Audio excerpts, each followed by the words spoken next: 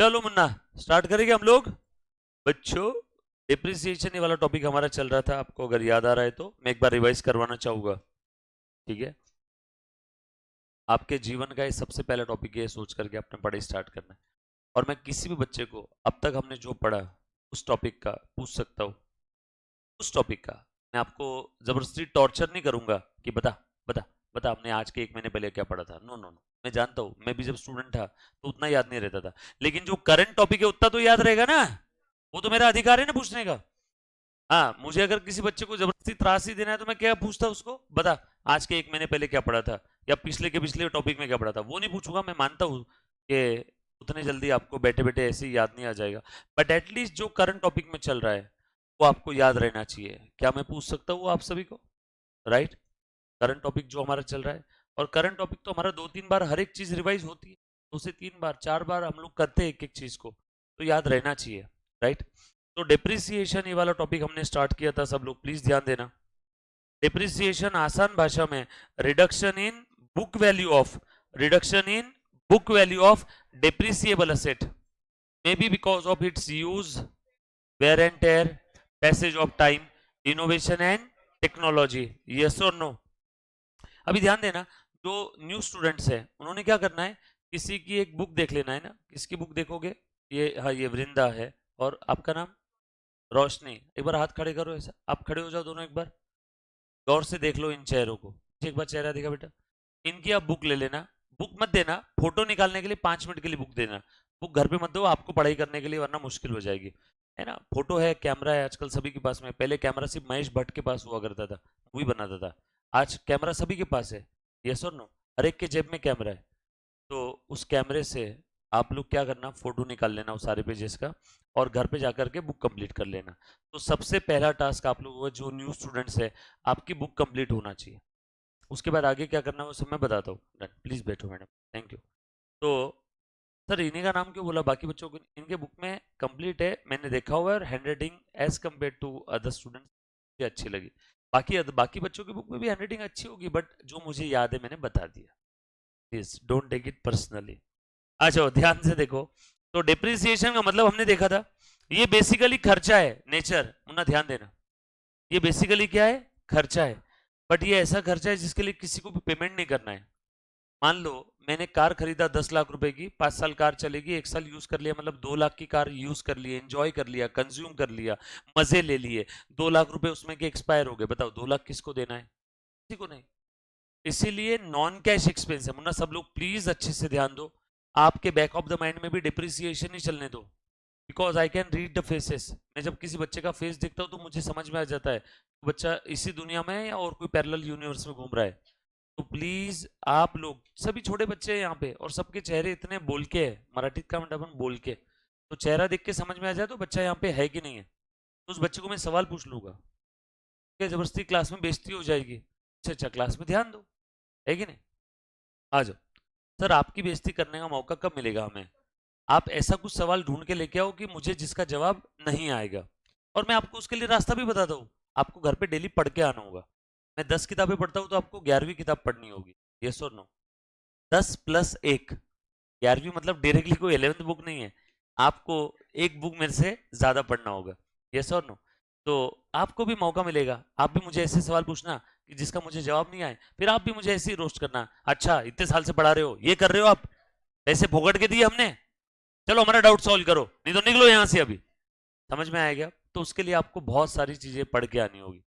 But ये मैं suggestion बच्चों को जनरली कम देता हूँ, क्योंकि आपके जीवन में आपको कितने सब्जेक्ट पढ़ना है? 4। और मुझे दिन रात कितना सब्जेक्ट पढ़ना है? 1। यस और नो? तो प्लीज आप भी पढ़ो, आप मुझे सारे आपके डाउट्स पूछो, मैं सॉल्व करूंगा। और जब आपके पास कोई डाउट नहीं रहेगा तो मैं आपको डाउट पूछूंगा, तो आपने उसका जवाब देना है। यस और नो? होगी दो ही चीजें क्लास में, या तो आप मुझे मुझे पूछोगे, या तो मैं आपको पूछूंगा। ठीक है, आ जाओ। तो ध्यान देना सभी ने, it is the reduction in book value, सबसे इंपॉर्टेंट है। इनफैक्ट काफी बार फाइनल लेवल के भी बच्चे गलती करते हैं। Depreciation is the reduction in value और market value. No, depreciation is the reduction in book value. Market value आप हिला सकते हो क्या? मार्केट वैल्यू आप चेंज कर सकते हो? No, depreciation is the reduction in book value. कौन सी एसेट? सारी एसेट नहीं, ओनली डिप्रिसिएबल एसेट। कौन सी एसेट डिप्रिसिएबल एसेट है? वो जो ये चारों कंडीशन फुलफिल करेगी। एसेट की यूजफुल लाइफ लिमिटेड होनी चाहिए, मोर देन 1 ईयर होनी चाहिए, ओनरशिप हमारे पास होनी चाहिए, बिजनेस पर्पस के लिए यूज होना चाहिए। अगर ये चारों कंडीशन फुलफिल होती है तो ही वो एसेट डिप्रिसिएबल एसेट है। और बुक वैल्यू का मतलब cost minus depreciation till date, तो उसका मतलब क्या हो गया? Book value. डोंट वरी, हम लोग समय समय पे यहाँ पे बुक वैल्यू कैलकुलेट करने वाले हैं। Then depreciation is an expense. Depreciation का कौन सा बैलेंस रहेगा? Debit balance. आप सभी लोग जानते हो, देखो एक बचपन से आपने रूल पढ़ा होगा, नहीं पढ़ा होगा तो अभी देख लेना। ऑल एसेट्स, एसेट्स ड्रॉइंग, बोलो ना फटाफट से, debtors, debtors expenses and losses, इन सब का कौन सा बैलेंस है? इन सब का डेबिट बैलेंस है। इन सब का कौन सा बैलेंस है? Debit balance. मतलब ये टाइप के अकाउंट कौन से? बोलो बेटा एक बार, asset drawing debtors expense losses. हाँ, one more time, assets drawing debtors expense losses. Last time, assets drawing debtors expense losses. ये सारे टाइप के कैटेगरी के अकाउंट्स का डेबिट बैलेंस होता है। वेट, मैंने ये नहीं बोला कि हर बार डेबिट होने वाले, मैंने क्या बोला? इनका डेबिट बैलेंस रहेगा। यस और नो? मतलब ये टाइप के अकाउंट अगर बढ़ते हैं तो डेबिट करो, ये टाइप के अकाउंट अगर कम होते हैं तो क्रेडिट करो। राइट? क्लियर है? तो एक बार सब लोग एक आवाज में बोलेंगे बेटा, all assets drawing debtors expense and losses are always always always having debit balances. If these accounts, asset drawing debtors expense losses, ये टाइप के अकाउंट अगर बढ़ते हैं तो डेबिट करना है, ये टाइप के अकाउंट अगर कम होते हैं तो क्रेडिट करना है। यस और नो? अच्छा, ये बढ़ना या कम होना कहां समझ में आएगा? ट्रांजैक्शन से। अब जैसे यहाँ पे डिप्रिसिएशन एक्सपेंस है, एक्सपेंस मतलब इस कैटेगरी में, और एक्सपेंस का कौन सा बैलेंस होता है? Debit balance. इसीलिए मैंने डिप्रिसिएशन का भी कौन सा बैलेंस लिख दिया? Debit balance.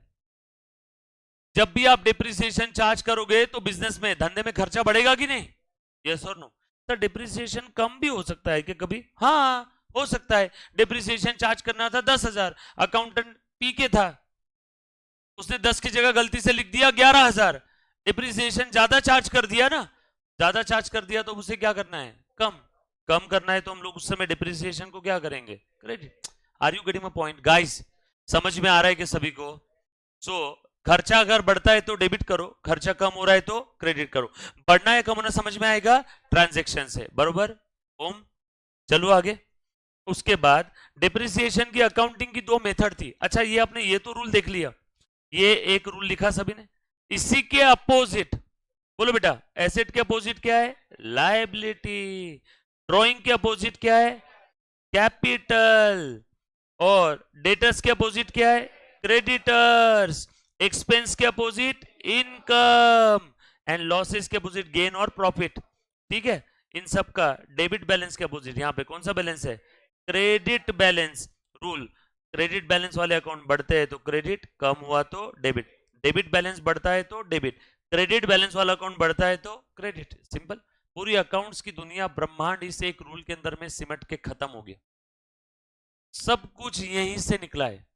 जिस प्रकार से एक छोटे से बीज से एक बड़े से वृक्ष की उत्पत्ति होती है, ठीक उसी प्रकार से इस छोटे से रूल से आपका अकाउंटिंग सब्जेक्ट पैदा हुआ है।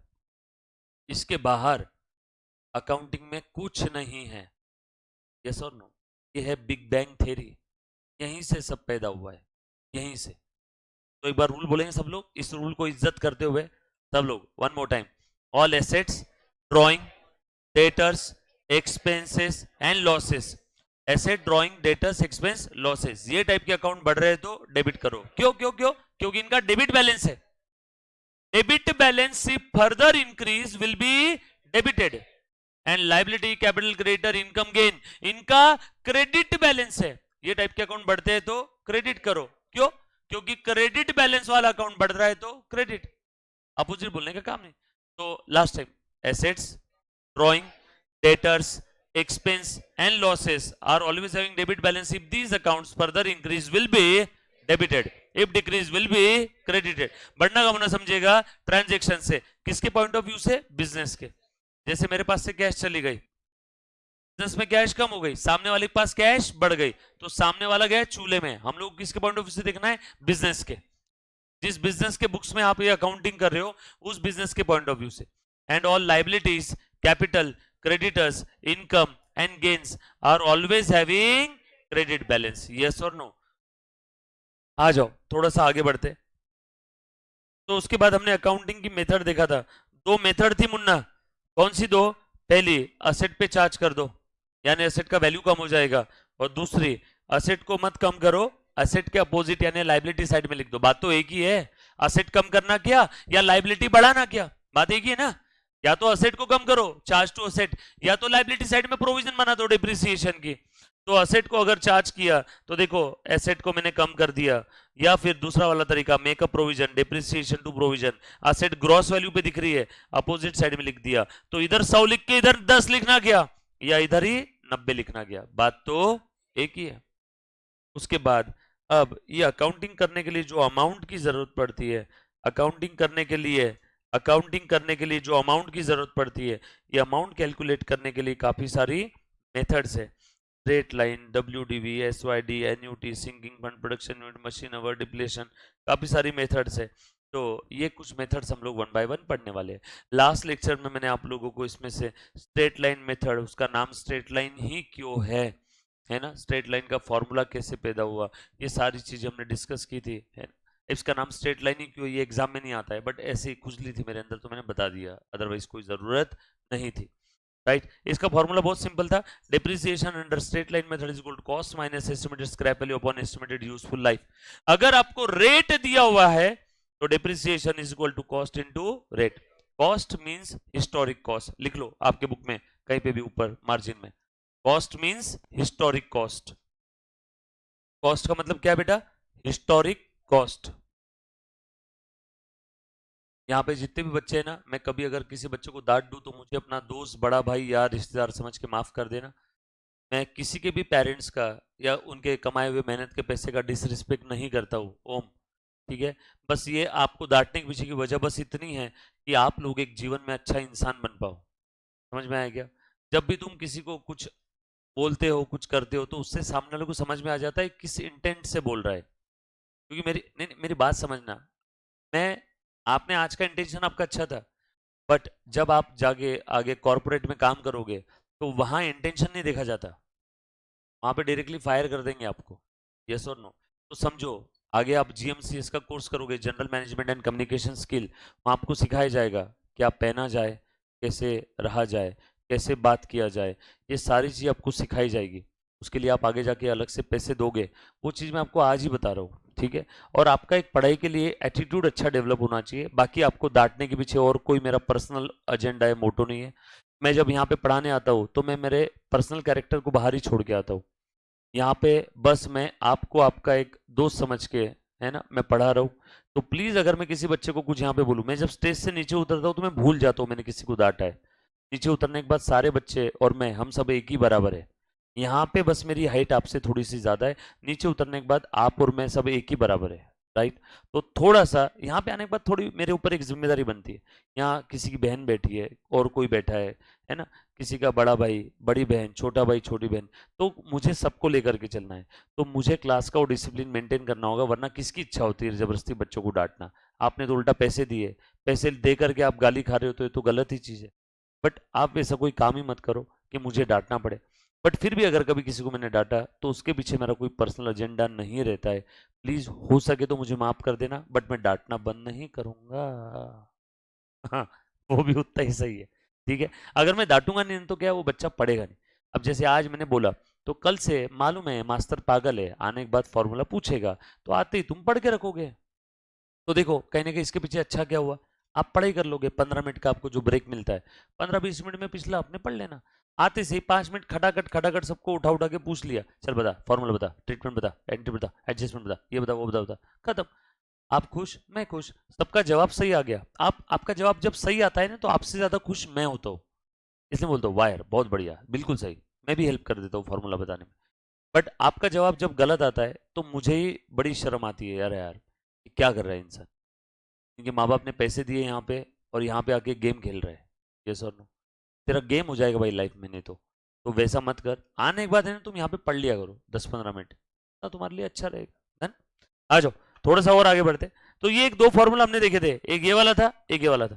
अच्छा, इसी में अगर रेट कैलकुलेट करना है तो डिप्रिसिएशन अपॉन कॉस्ट इनटू 100, कौन सा फॉर्मूला ये रेट कैलकुलेट करने के लिए, कौन से मेथड में, एसएलएम। डब्ल्यूडीयू मेथड के अंदर में एक सिंपल सा फॉर्मूला हमने देखा था, depreciation under WDV method is equal to WDV of respective year. Respective year का मतलब क्या होता है, जिस साल का डिप्रिसिएशन पूछा है उस साल के स्टार्टिंग का डब्ल्यूडीबी, वापस जिस साल का डिप्रिसिएशन पूछा है उस साल के स्टार्टिंग का डब्ल्यूडीबी, मतलब डब्ल्यूडीबी ऑफ रिस्पेक्टिव ईयर। तीसरे साल का डिप्रिसिएशन पूछा है तो WDV at the starting of third year into rate. Fourth year के स्टार्टिंग का डिप्रिसिएशन पूछा है, WDV at the starting of fourth year into rate. पांचवें साल का डिप्रिसिएशन पूछा है, WDV at the starting of fifth year into rate. 10th year का डिप्रिसिएशन पूछा है तो WDV at the starting of 10th year into rate. Yes और नो, बात समझ में है सभी को। आपको एक सवाल देता हूं डब्ल्यूडीबी से रिलेटेड, है ना, प्लीज सॉल्व करके बताना। आपने एसवाईडी लिखा हुआ है ना यहाँ पे, लास्ट लेक्चर में आपने यहाँ पे एसवाईडी लिखा है, एसवाईडी के नीचे एक ऐसा लिखो, एक आपका क्वेश्चन है, ऐसा लिखो क्वेश्चन, कौन सी मेथड है, डब्ल्यूडीबी। देखते हैं कितने बच्चों को इसका जवाब आता है। और ये क्वेश्चन सॉल्व कर समय आपने आपके कॉमन सेंस को जिंदा रखना है, पूरा कॉमन सेंस अप्लाई करना है। 99% टाइम बच्चे इसका गलत जवाब देते हैं, मैं पहले से बता रहा हूं। तो किसी का जवाब गलत आ गया तो ऐसा सोचना मत, हे राम माता जी अब तो मैं फेल हो गया। नो, मैंने पहले बता दिया 99% टाइम बच्चों का जवाब इसमें गलत आता है। मैं बैठा हूं ना सही करने के लिए, बट देखते हैं वो 1% बच्चे यहाँ पे कितने हैं। कॉमन सेंस अप्लाई करना है, हर एक चीज के ऊपर नजर रखना है, देखते हैं कितने बच्चों का सही आता है। ठीक है, लिखो ऐसा, Sheila purchase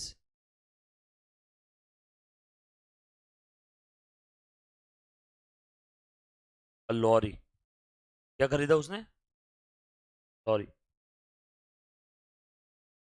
₹4 for ₹1 lakh on 1st of April 2023। ठीक है, ₹1 लाख की लॉरी खरीदी,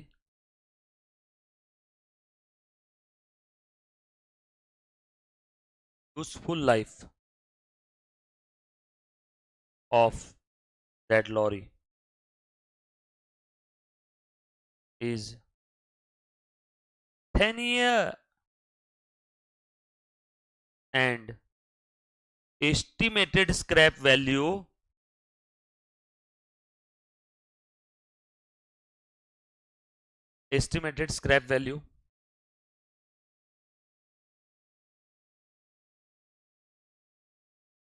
at the end of useful life is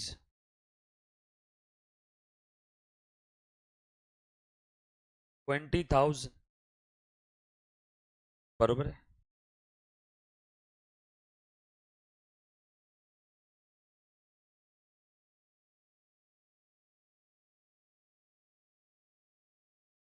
Rate of depreciation is 10% per annum। और आगे लिखो, prepare depreciation account and lorry account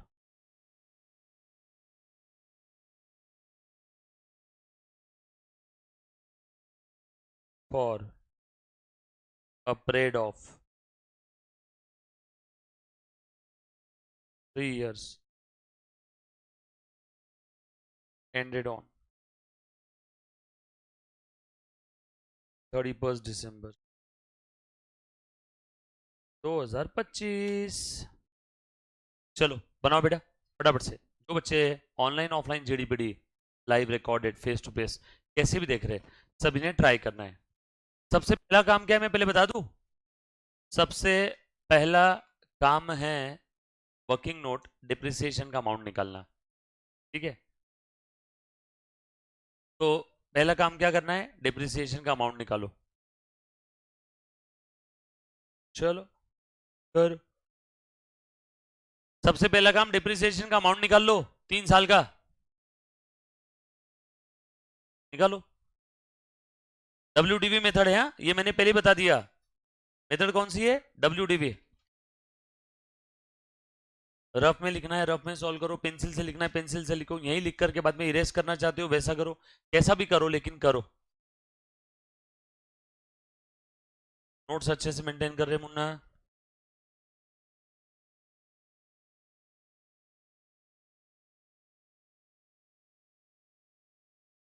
try करो, गलत हुआ चलेगा।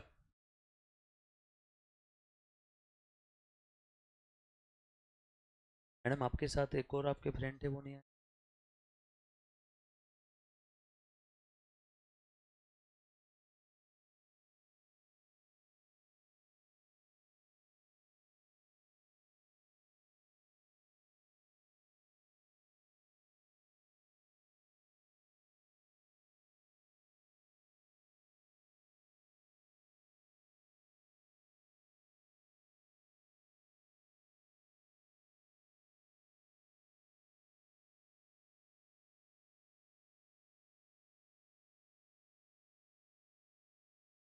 डन, पहला काम खत्म किया मैडम, फर्स्ट हो गया। इधर इधर ना, हो गया। डिप्रिसिएशन का अमाउंट निकाला,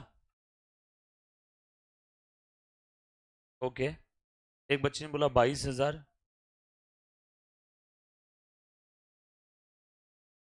WDV मेथड है मुन्ना, ये स्ट्रेट लाइन मेथड का फॉर्मूला है, मेथड WDV है।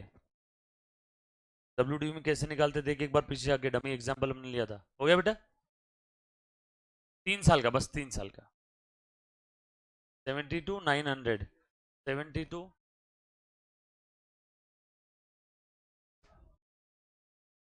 बस लिहून ठेवा, बाकी मी बघतो। हाँ अकाउंटिंग में बता दो, डिप्रिसिएशन निकाला क्या सभी ने, देखा? हाँ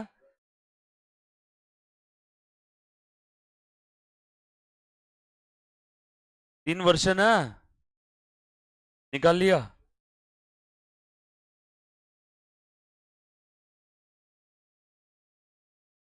ओके चेक करते अभी। हाँ बोल बड़ा, काय म्हणते तू? नाही ना, 3 येणार ना।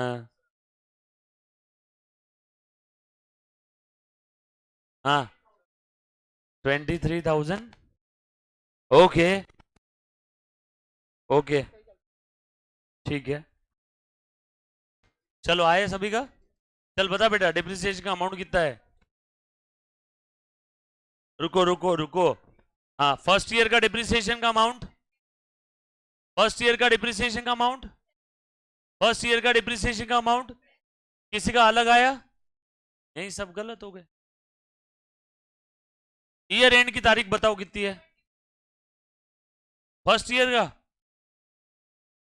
ईयर एंड की डेट क्या है, ईयर एंड 31 दिसंबर। असेट कब खरीदा, अब 1 अप्रैल से 31 दिसंबर, क्या 12 महीने होते हैं क्या? तो फर्स्ट ईयर में 12 महीने का डिप्रिसिएशन आएगा क्या?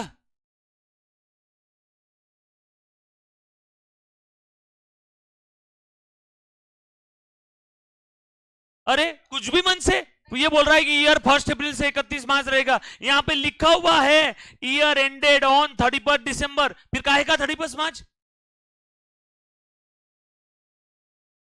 फर्स्ट ईयर का कितना आएगा, 7,500। अभी एक बच्चे का, अभी देखो आंसर चेंज हुआ, जब प्रश्न में स्पेसिफिकली, कौन सी वाली, स्पेसिफिकली लिखा हुआ है कि ईयर एंड तुम्हारा 31 दिसंबर है, तो फिर तुम काहे चेंज कर रहे हो? 3 साल कहां खत्म हो रहे हैं आपके, 31 दिसंबर। आपका अकाउंटिंग ईयर एंड क्या है, 31 दिसंबर। तो बोलो बेटा वर्किंग नोट नंबर 1, असेट की कॉस्ट कितनी है बेटा बताओ तो, 1 लाख। एक बार देखो जरा बोर्ड पे ध्यान देना, सभी ने किया इन्हें। मुन्ना प्लीज ध्यान दो, मैंने आपको बोला था पहले, एक एक वर्ड की तरफ ध्यान देना बारीकी से। ये असेट खरीदा आपने, कब खरीदा रे मुन्ना बता? 1 अप्रैल 2023। बोलो पहला ईयर एंड कब आएगा? बोलो बोलो। 31 दिसंबर 23। बोलो रेट ऑफ डिप्रिसिएशन 10%। बोलो कितना आ रहा है? 10,000। तो यहां पे लिख रहा हूं मैं 10,000, ये 12 महीने का है। तो अप्रैल से लेके 31 दिसंबर तक पहले साल में वो असेट कितना महीना यूज हुआ? अगर 1 अप्रैल को खरीदा, 1 अप्रैल से लेके 31 दिसंबर कितने महीने यूज हुए? बोलो बेटा। 9 महीने। यस और नो? अप्रैल में जून जुलाई अगस्त सितंबर अक्टूबर नवंबर दिसंबर 9 महीने यूज हुआ ना? तो 9 महीने का कितना? 10,000। 12 महीने का तो 9 महीने का कितना कितना है बेटा? 7,500। ये था फर्स्ट ईयर का डिप्रिसिएशन। अब 1 जनवरी 2024, बोलो W2 कितना बचा? 92,500। बोलो सेकेंड ईयर का डिप्रिसिएशन 10%, कहां से? 9250। हाँ हाँ हाँ, बरोबर है क्या? 10% पूरे 12 महीने ना। पहले साल में असेट 9 महीने थी, दूसरे साल में तो पूरे 12 महीने थी। तो दूसरे साल में पूरे 12 महीने का आएगा कि नहीं? बोलो कितना बचा? ये टाइमलाइन बना के बताओ क्या? असेट खरीदा 1/4/2023 को, पहला साल खत्म हो गया। ईयर 1 एंड्स ऑन 31 दिसंबर 2023। दूसरा साल कब खत्म हुआ? बोलो बेटा। 31 दिसंबर 2024। तीसरा साल कब खत्म हुआ? 31 दिसंबर 2025। ये लिखा है क्या यहाँ पे? अब पहले साल में असेट 9 महीने ही यूज हुई, मेरी क्या गलती? पहले साल में असेट खरीदा कब था? 1 अप्रैल को। तो पहले साल में असेट कितने महीने यूज हुआ? 9 महीने। दिया है ना क्वेश्चन में डेटा। दूसरे साल में कितना महीना यूज हुआ? 12 महीना। तीसरे साल में 12 महीना। पहले साल में प्रोपोर्शनेट आएगा। समझ में आया क्या? पक्का? क्लियर? ये मैं आपसे एक्सपेक्ट कर रहा था, राइट? ये किसने बोला रे आपको अकाउंटिंग ईयर एंड 31 मार्च ही रहेगा? अकाउंटिंग ईयर एंड कुछ भी हो सकता है। गुड़ी पाड़वा से गुड़ी पाड़वा, दिवाली से दिवाली, ईद से ईद, कैलेंडर ईयर 31 मार्च, कुछ भी हो सकता है। वो तो हम लोग इनकम टैक्स डिपार्टमेंट की इज्जत करने के लिए, क्योंकि हमारा इनकम टैक्स का रिटर्न कब जाता है? 1 अप्रैल से 31 मार्च। मुझे दो दो बुक्स ऑफ अकाउंट्स मेंटेन ना करना पड़े, इसीलिए मैं अकाउंटिंग भी 1 अप्रैल से 31 मार्च ही करता हूं। और जो कंपनी है, कंपनी को कंपलसरी झक मार के अकाउंटिंग ईयर 1 अप्रैल से 31 मार्च रखना है। कंपनी के अलावा जो प्रोप्राइटरी बिजनेस है, छोटे मोटे बिजनेस है, किराना दुकान है, पार्टनरशिप फर्म है, वो अपना अकाउंटिंग ईयर 1 जनवरी से 31 दिसंबर भी रख सकते हैं, 1 जुलाई से 30 जून भी रख सकते हैं, दिवाली से दिवाली भी रख सकते हैं। यस और नो? बोल बेटा, बोलो ना। काय को काउंट ऐसा लेना है जब लिखा हुआ है तो यहां पे लास्ट ईयर में। हाँ तो मैंने भी मां कसम दिसंबर तक का ही लिया, मैं कहा मार्च तक का ले रहा हूं। क्यों? जब लिखा हुआ है यहां पे, तो फिर क्यों आप वो राम से ब्रदर्स की मूवी की तरह, जब मालूम है जंगल में भूतनी है फिर भी रोमांस करने जंगल में क्यों जाना है? और जब लिखा हुआ है यहां पे ईयर एंडेड 31 दिसंबर, तो क्यों 31 मार्च आप अज्यूम कर रहे हो जबरदस्ती? नहीं लिखा रहता तो अज्यूम करो ना कि ईयर एंड 31 मार्च है, तो तुम्हारे अजम्पशन को फुल इज्जत है और मार्क्स भी है। मैं पागल हूं जो बोल करके रख रहा हूं यहां पे? क्लियर? पक्की बात? किसी बच्चे को और कोई डाउट समस्या आपत्ति है तो आपको आपके चाहने वालों की सौगंध है, अभी के अभी पूछना है। क्लियर हुआ? अगर ये लास्ट वाला वर्ड नहीं रहता, सेंटेंस नहीं रहता, तो फिर आप अज्यूम करो ना। क्लियर? पक्का? आ जाओ, बोलो बचा कितना? तो फर्स्ट ईयर में 9 महीने का आएगा। देखो 9 महीने का कितना है बेटा? 7,500 D1। दूसरे साल में पूरे 12 महीने का WDV के हिसाब से कितना आया 9250 D2। और तीसरे साल में बोलो बचा कितना WDV eight the starting of, हाँ बोलो 83250 1 जनवरी 2025 31 दिसंबर 2025 थर्ड ईयर का डिप्रिसिएशन अगेन 10%। मेथड कौन सी है WDV। थर्ड ईयर का डिप्रिसिएशन है तो थर्ड ईयर के स्टार्टिंग के WDV से मल्टीप्लाई करो। बोलो कितना आया 8325।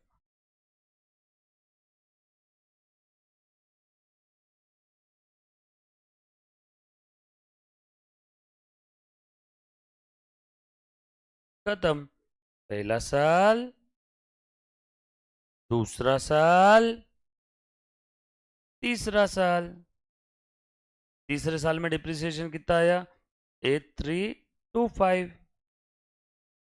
बोलो तीनों साल का डिप्रिसिएशन खत्म करने के बाद असेट की बुक वैल्यू कितनी बची 74,925। क्लियर। अब मेरा आपसे एक छोटा सा सवाल है, बताओ WDV eight the starting of second year कितना है 92,500। बिल्कुल सही। WDV थर्ड ईयर कितना है WDV eight the end of third year कितना है अरे अरे अरे अरे 74,925 eight the end of third year. 1 2 3 3 साल खत्म होने के बाद। WDV eight the starting of fourth year कितना है 74,925। WDV eight the end of third year कितना है 74,925। WDV eight the starting of fourth year कितना है 74,925। अरे जो थर्ड ईयर का एंडिंग है वो ही फोर्थ ईयर का स्टार्टिंग है। कल रात को आपके जेब में 100 रुपए थे तो आज सुबह भी कितने रहेंगे 100। कल का एंडिंग आज का स्टार्टिंग एक ही है ना। WDV eight the end of first year कितना है 9250 92,500। WDV eight the end of first year यानी WDV eight the starting of second year. बरोबर ना। क्लियर है। इसी WDV को क्या बोलते हैं BV बुक वैल्यू और WDV one and same thing. ये बात समझ में आई सभी को पक्की बात डन। यहां तक क्लियर है। ये समझ में आया तो अब तो दूध पीता बच्चा भी करेगा आगे का। देखो मैं अकाउंट बनाता हूं। अब कौन सा अकाउंट बोला रहे इन्होंने डेप्रिसिएशन अकाउंट और कौन सा अकाउंट बोला है लॉरी अकाउंट। चलो सबसे पहले असेट खरीदा ना। कब खरीदा 1 अप्रैल 2023 को। अच्छा अब ये अकाउंट बनाना मतलब क्या करना है मालूम है क्या। सुनो सुनो सुनो अकाउंट बनाना मतलब क्या करना है मैं बता देता हूं। कुछ नहीं प्रश्न में जो भी अंग्रेजी में इन्होंने लिखा हुआ है उसको मातृभाषा में कन्वर्ट करके डेबिट क्रेडिट के फॉर्म में लिख दो। क्लियर। देखो अब मैं कैसे बना रहा हूं प्लीज ध्यान देना। स्टॉप राइटिंग स्टॉप राइटिंग कुछ भी नहीं करना है आपको। वर्किंग नोट 1 समझ में आया सभी को। मैंने लिख दिया डेट के हिसाब से डिप्रिसिएशन कैलकुलेट कर लिया तीनों साल का। अब करना क्या है ध्यान देना सब लोग। मैं क्वेश्चन पढ़ रहा हूं in the books of Sheela ऐसा लिखना जरूरी है। इन द बुक्स ऑफ आप ऐसा लिखोगे in the books of Sheela lorry खरीदा 1 लाख का 1 अप्रैल 2023 को। देखो ट्रांजैक्शन हुआ ना पहली एंट्री मन में सोचो। एंट्री मन में सोचो 1 अप्रैल 2023 को लॉरी खरीदा 1 लाख रुपए का। एंट्री क्या रहेगी lorry account debit to cash और बैंक जो भी होगा। सर कुछ बोला नहीं है तो बैंक लो कैश लो चूल्हे में जाओ जो करना है करो क्या फर्क पड़ता है। ठीक है so lorry account debit to cash लो या बैंक लो बैंक ले लेते। ठीक है 1 April 2023 one can assume cash also. बिल्कुल सही है। क्लियर है। अरे 1 लाख रुपए का पेमेंट कर रहे हो ना कैश में क्यों दे रहे हो बैंक से दो ना। ठीक है lorry to cash to bank जो लिखना है लिख लो। कितना है बेटा 1 लाख रुपए। कोई तकलीफ है। दूसरा पे कहां गया होगा इसका जहां कहीं पे भी बैंक अकाउंट बना होगा बैंक के क्रेडिट में लिख दिया होगा बाय लॉरी। बट ये तो बनानी नहीं है बोला है क्या बैंक अकाउंट। तो ऐसा अज्यूम करना दूसरा इफेक्ट जहां भी गया होगा गया होगा। आपने को बनाना है अकाउंट दूसरा हो बैंक अकाउंट बनाने की जरूरत नहीं है। दूसरा बैंक में चला गया होगा, हो गई, पहला ट्रांजेक्शन खत्म। दूसरा transaction, useful life of that lorry is 10 year. अरे ये कोई ट्रांजेक्शन थोड़ी है, ये तो इंफॉर्मेशन है। इंफॉर्मेशन की अकाउंटिंग करोगे क्या? ये ट्रांजेक्शन है क्या? No, it is just an information. ये इंफॉर्मेटिव पार्ट है, ये ट्रांजेक्शन नहीं है, छोड़ दो। And estimated scrap value at the end of useful life कितना है? 20,000। ये भी इंफॉर्मेशन है, ये कोई ट्रांजेक्शन है क्या? क्या बोला है? जब इसकी यूजफुल लाइफ खत्म हो जाएगी तब इसको बेच करके, भंगार में बेच के कितना आएगा? 20,000। ये भी क्या है? इंफॉर्मेशन है। उसके बाद rate of depreciation 10% per annum, information है। डिप्रिसिएशन का हमने अमाउंट कैलकुलेट किया था इसकी मदद से। देखो, तो 1 अप्रैल को लॉरी खरीदा, इसका अकाउंटिंग कर दिया। अब साल के आखिरी में बगैर बोले आपको क्या समझना है? बगैर बोले आपको ये समझना है कि eight the end of the accounting year आपको डिप्रिसिएशन की एंट्री पास करना पड़ेगा क्या? यस। अरे पहले साल के एंडिंग में। अब यहां पे हो गया, पूरा क्वेश्चन पढ़ लिया ना, बस आपको डायरेक्ट यही बोला है लास्ट में, अब लॉरी अकाउंट बनाओ, डिप्रिसिएशन अकाउंट बनाओ। सर डिप्रिसिएशन का तो कोई ट्रांजेक्शन क्वेश्चन में लिखा ही नहीं है, वो खुद से होकर समझना होगा। बोल दिया ना डिप्रिसिएशन का रेट इतना है, दे दिया आपको सारी चीजें, मेथड बोल दिया। तो अब साल खत्म हो गया, मैंने लॉरी खरीदा था 1 अप्रैल 2023 को, साल खत्म हो गया 31 दिसंबर 2023 को। बगैर बोले आपको डिप्रिसिएशन का एंट्री पास करना पड़ेगा। सर बगैर बोले मतलब क्या कंपलसरी क्या? हाँ, depreciation is a compulsory adjustment. आपकी इच्छा हो चाहे ना हो, क्वेश्चन में ऐसा बोला नहीं रहेगा मुन्ना इधर आ, डिप्रिसिएशन का एंट्री पास कर। नो, ये कंपलसरी है, चाहे किराना दुकान हो, चाहे कोई मल्टीनेशनल कंपनी हो। जिस किसी के बिजनेस में डिप्रिसिएबल असेट है तो डिप्रिसिएशन की एंट्री पास करेगा ही करेगा। ऐसा बोला नहीं रहेगा कि साल के आखिर में डिप्रिसिएशन की एंट्री पास कर। अब यहां पे आपको दिख रहा है डिप्रिसिएशन का रेट दिया है, डिप्रिसिएबल असेट है, आपको सब पता है, अमाउंट आप निकाल सकते हो। तो साल के आखिर में आप कौन सी एंट्री पास करोगे? डिप्रिसिएशन की। तो डिप्रिसिएशन ये कंपलसरी एडजस्टमेंट है, और एडजस्टमेंट कब करते हैं? साल के आखिरी में। तो आखिरी की तारीख लिखो, साल के आखिरी की तारीख कौन सी है? 31 दिसंबर। चलो इसकी एंट्री पास करो। बोलो बेटा क्या एंट्री रहेगी डिप्रिसिएशन की? Depreciation account debit to lorry. Sir lorry को क्रेडिट क्यों किया? डिप्रिसिएशन की वजह से असेट कम होती है, असेट का डेबिट बैलेंस कम होती है तो क्रेडिट करो, तो इसीलिए टू लॉरी। और डिप्रिसिएशन ये खर्चा है, खर्चे का डेबिट बैलेंस है, डिप्रिसिएशन की वजह से खर्चा बढ़ रहा है, डेबिट बैलेंस वाला अकाउंट बढ़ता है तो उसे डेबिट करो। So depreciation account debit to lorry. Entry मन में सोच लिया, पोस्टिंग करो, depreciation account debit to lorry. Depreciation के डेबिट में साल के आखिरी में पास कर रहे टू लॉरी। पहले एक बार देख लो, लिखने घाई मत करो बेटा। कितना था पहले साल का? 7,500 निकाला ना आपने।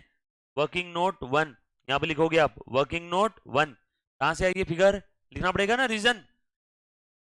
जो भी पेपर चेक करेगा उसको बोलेंगे काका बाबा ऊपर जाके देख, वर्किंग नोट 1 में निकाल के रखा है, क्रॉस रेफरेंस देना पड़ेगा। विदाउट वर्किंग नोट आंसर लिख के मत आना, 0 नंबर मिलेंगे। आप कौन सी फिगर लिख रहे हो, क्यों लिख रहे हो, उसके पीछे सपोर्टिंग नोट होना चाहिए।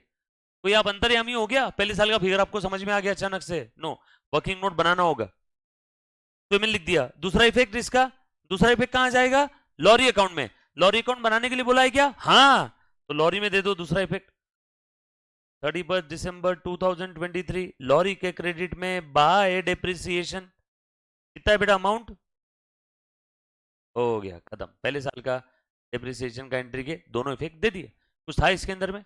चलो अब एक और चीज आपको बोली नहीं रहेगी, बगैर बोले समझनी होगी। साल के आखिरी में खर्चे कहां जाके मरेंगे? पीएनएल में। जिस प्रकार से आप बचपन से देखते आ रहे हो, सैलरी कहां जाती है? पीएनएल के डेबिट में। वेजेस कहां जाते हैं? ट्रेडिंग के डेबिट में। डिप्रिसिएशन कहां मरेगा? नरक में, पीएनएल के डेबिट में। डिप्रिसिएशन खर्चा है और खर्चे की ही जगह है, इनडायरेक्ट एक्सपेंस है तो पीएनएल का डेबिट। तो ये बोला नहीं रहेगा क्वेश्चन में, ये बगैर बोले आपको समझना होगा कि साल के आखिरी में बच्चों को डिप्रिसिएशन टॉपिक इसीलिए टफ लगता है क्योंकि बगैर बोले आपको दो चीजें समझनी है। कौन सी दो? बोल बेटा कौन सी दो? एक तो डिप्रिसिएशन चार्ज करना होगा और दूसरा डिप्रिसिएशन ट्रांसफर करना होगा। कहां ट्रांसफर करना है? पीएनएल में। वापस बोलूं, डिप्रिसिएशन चार्ज करना पड़ेगा और डिप्रिसिएशन ट्रांसफर करना होगा पीएनएल के डेबिट में। बरोबर है? क्लास में सिर्फ 4-5 होशियार बच्चे, वो फटाक से मेरी बात सुनते लिख लेते हैं चीज, बाकी बच्चे बस ऐसे बैठे रहते, बगैया सार के भगत रहता फक्त। अरे बाबा लिखो, ये दो चीजें आपको, मैं जब भी कोई बोलूं आपको इतना समझ में नहीं आता है कि अरे कि ये चीज अभी इंपॉर्टेंट है। आपको अगर पता है ठीक है, नहीं पता है लिख लो। चार पांच बच्चे एकदम देखते ही मेरे को रिएक्ट करते कि हाँ यार नहीं मास्टर ने बोला है काम की चीजें फटाफट से लिख लो। तो डिप्रिसिएशन टॉपिक कौन सी दो चीजें बगैर बोले करनी है बेटा आपको। एक तो डिप्रिसिएशन का एंट्री आपको चार्ज पास करना है लास्ट में, ये बोला नहीं रहेगा क्वेश्चन में कि चार्ज डिप्रिसिएशन, नो, आपको खुद से होके समझना होगा। और दूसरा डिप्रिसिएशन ट्रांसफर करना है कहां पे, पीएनएल के डेबिट में। चार्ज कैसे करते हैं वो तो मैंने आपको बता दिया, देखो डिप्रिसिएशन के डेबिट में टू लॉरी, लॉरी के क्रेडिट में बाय डिप्रिसिएशन। अब जो दूसरी बात जो बगैर बोले आपको समझनी है वो मैं करके बता रहा हूं।